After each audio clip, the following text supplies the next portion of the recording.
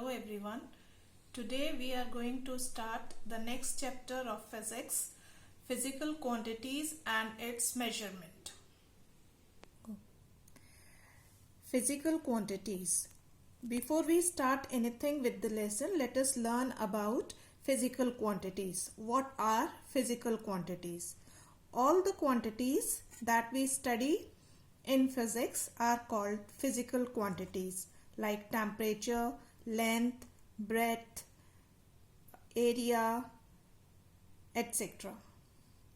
Now in this chapter we are going to learn how can we measure these physical quantities. Before we start with the measurements, let us have a look at some of the examples. Suppose you have a piece of cloth and you want your shirt to be stitched from that piece of cloth. So you take that cloth to the tailor. What does the tailor do? The tailor will take out his measuring instrument, a measuring tape. This is the measuring tape. He will take it out and then he will ask you to stand straight, and with the help of this tape he will start taking your measurements as per your requirement. So then he will keep on noting the measurements, and with that measurement he will make your shirt. So we can say that length is the basic measurement, and the measuring tape which the tailor has used for measuring your length, breadth, etc. is the tool to measure the length. Take one more example. Suppose you have to go for a school picnic and you are asked to report at school early in the morning around 6 o'clock. 6 o'clock sharp. How will you reach the school and in time? Naturally, you will ask your parents to wake you up. The parents will wake you up, and then you keep on looking at the time in the clock and rush towards the school so that you can catch the bus on time. So, from this example, we conclude that time is another basic measurement and clock is the tool to measure it. Example number 3. If you have to buy vegetables from market, then how will you ask the vendor to give you the vegetables? Suppose you want to buy potatoes. What will you say to the vendor? How much potatoes you need? How much potato he will give you? 1, 2, you will tell in the numbers, or how? Naturally, you will tell the weight, 1 kg, half kg, 250 grams, etc. So from this, we conclude that mass is another basic measurement and a beam balance is the tool to measure it. Here beam balance is the basic balance. Now we are having more type of the balance, digital balance, etc., which we are using for measuring it. If someone is running a fever and he goes to the doctor and he complains to the doctor that he is having fever, what does the doctor do? The doctor will take out a thermometer and put this thermometer in the mouth or in the armpit and note down the temperature. This is how the doctor will come to know that you are having how much fever. So from this example we conclude that temperature is the basic measurement for hotness and thermometer is the tool to measure it. So from all these 4 examples we have come to know that length, time, mass and temperature are the basic measurements, and there are certain instruments by which we can measure them, like the cloth we are measuring with the help of the tape. Time we are measuring with the help of clock, and mass we are measuring with the help of a balance, and temperature we are measuring with the help of a thermometer. Now all these things we can use, but suppose if you are having two lines drawn on a copy, then simply here I am taking two lines AB and CD. You can have a look at these lines and you can tell that AB is shorter than CD because there is a big difference between the length of AB and CD.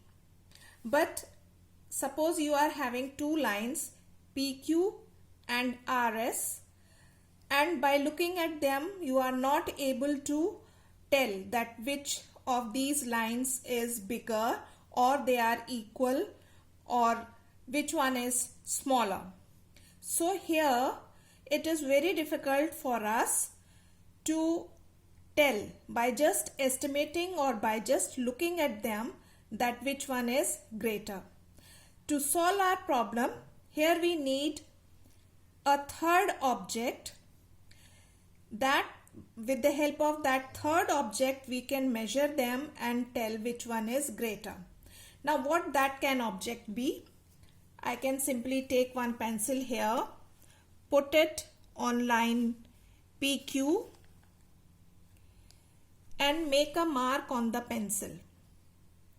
Then I will put the same pencil on the next line RS and see whether the line is more than this mark or shorter than this. So then I will be able to tell with the help of this third object that the line PQ is almost equal to line RS.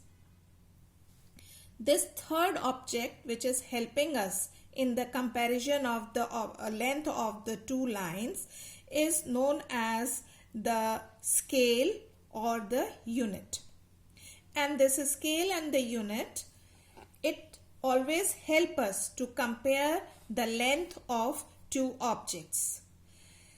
There are certain advantages of these scales, that it can easily be taken from one place to another, and also the scale does not change during the measurements. It always remains the same.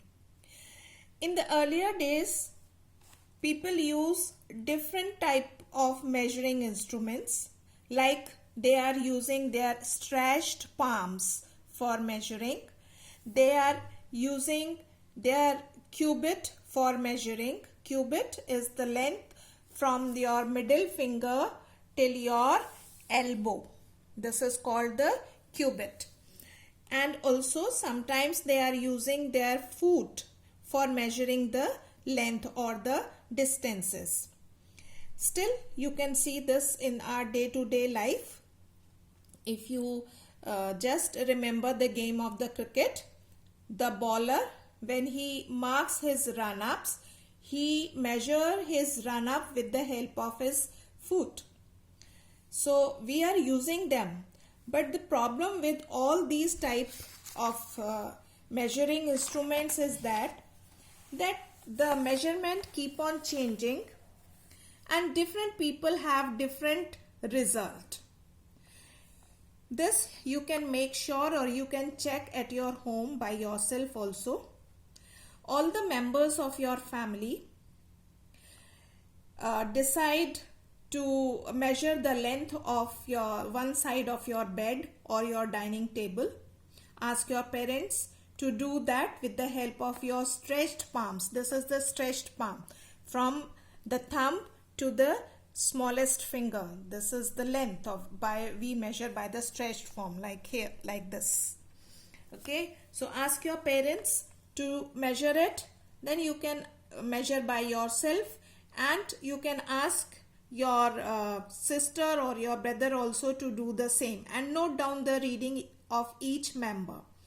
Then surely you will notice that everyone is having a different number or a different reading, but the measurement of the bed or the dining table is the same. It is not changing. What is changing is the way by which you are measuring it.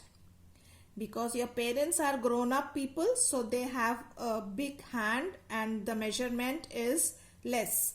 You are younger than your parents and your hand is small, so the number of stretched palms will be more in your case. So everyone is having a different units. That is the case when we measure with the help of the stretched palm or by foot or by cubit, that we have different readings for different for the measurement of the things.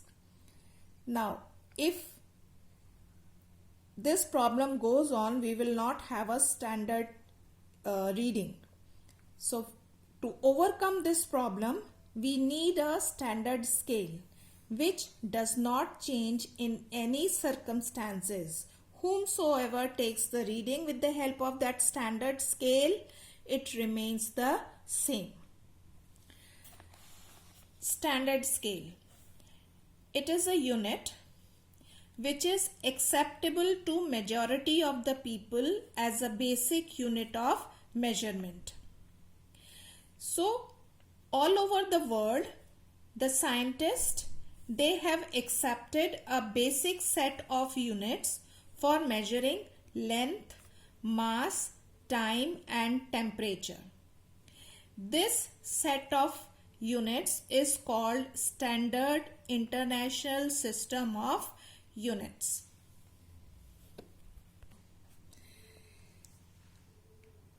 The Standard International System of Units has some characteristics so that these remains same throughout the world.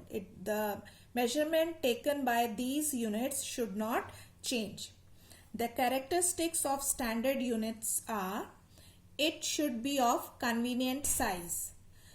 Means it should not be too long, it should not be too short, it should be of appropriate size so that it can be carried, and it should also be of lightweight. It should not feel heavy so that we cannot carry it anywhere.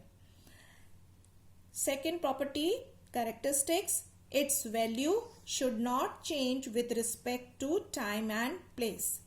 It should not happen that we measure a thing in India which is little bit warmer place, that here the measurement is something and if we measure it in a colder place at the North Pole or at the South Pole, there the measurement is another thing. So the difference in the measurement should not be there. The value should not change with respect to the time, that is day, night, afternoon, noon, or with place. So the two characteristics are: it should be of convenient size and its value should not change with respect to time and place. A measurement of a physical quantity is made up of two parts. When we measure a physical quantity, then the measurement has two parts. That is the magnitude and the unit. Let us understand it with the help of one example. If the length of a park is 200 meter. Now 200 meter, please have your attention here. 200 meter, then 200 is the magnitude of this scale or unit and meter is the standard unit. Similarly, if you measure the distance from here to Agra and you say that it is approximately 150 kilometers, 150 kilometers, then 150 is the magnitude and kilometer is the unit. So we can say that the measurement of a physical quantity has two parts. One, its magnitude, that is a numerical value, and second, its unit. Now based on this information, I have prepared some questions for you. Question number 1. What are physical quantities? This I have given in the beginning, in the introduction of this chapter. Question number 2. Why do we need a standard unit for measurement? And question number 3. What is a standard scale? I hope you will be able to do all these 3 questions by reading this notes and write them in a paper, and if you have a copy, please make one copy for it. Thank you.